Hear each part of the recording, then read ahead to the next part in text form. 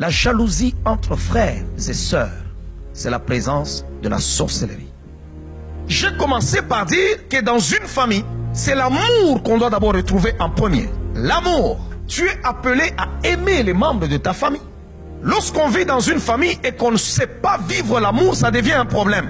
C'est la présence du diable dans cet endroit-là.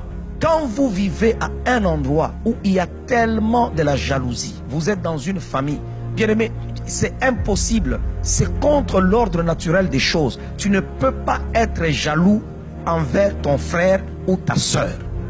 Lorsque vous êtes né dans une même famille, vous avez votre père ou votre mère, vous avez grandi dans une même famille, dans une même maison. C'est contre nature lorsque ton frère a une belle voiture, lorsqu'il a une maison, lorsqu'il a un bon compte, lorsqu'il a un bon mariage, lorsqu'il épouse une belle femme ou il épouse, je ne sais pas, un homme qui a des moyens, lorsqu'il a étudié plus que toi, lorsqu'il a un travail plus que toi. C'est contre nature que toi, son frère ou sa soeur de sang, tu puisses en être jaloux.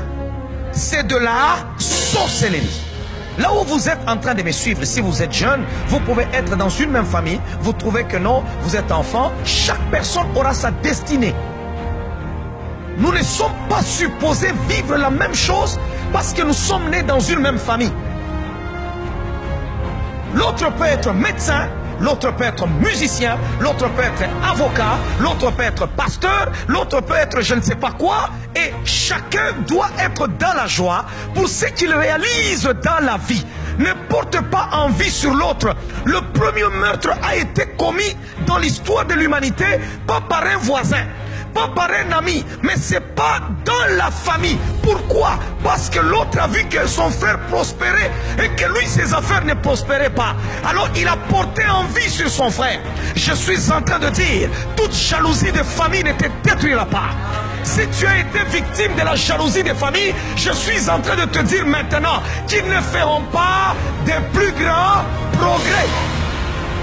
N'avez-vous jamais vu des familles, quand vous y entrez, vous trouvez tout le temps des problèmes entre frères et sœurs, mais quand vous regardez où est le problème, vous ne les voyez pas. Chacun a sa maison. Tu manges chez toi, l'autre mange chez lui. Tu as ton mari, l'autre a sa femme. Mais vous vous battez, pourquoi? Parce que personne ne paye l'autre. C'est la sorcellerie. Vous allez voir des gens, ils ont commencé depuis qu'ils sont là. Ils se marient, ça continue. Ils deviennent même des grands-mères, mais ça continue. Ils ne font que se battre. Vous vous battez pourquoi? Expliquez-nous pourquoi vous vous battez. C'est pourquoi Dieu dit à Abraham, quitte la maison de ton père. Ces disputes-là te semblent banales, mais laisse-moi te dire, c'est en train de tuer ta destinée. Derrière chaque esprit, il y a un mandat.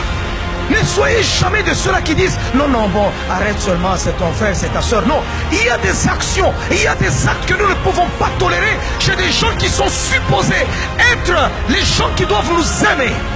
On peut te tuer par un étranger, on peut te tuer par je ne sais pas quelqu'un que tu as croisé, mais ta soeur, ton frère n'est pas supposé te tuer. C'est contre nature. Il est supposé te protéger parce que dans la famille on se protège, dans la famille on ne se livre pas, dans la famille on ne se détruit pas, dans la famille on ne s'ensorcelle pas, dans la famille on ne se tue pas. Ne fais pas semblant sur l'histoire de ta famille. Pendant que je suis en train de parler, regarde ta famille. Et tu vas découvrir des choses ce soir. Alléluia.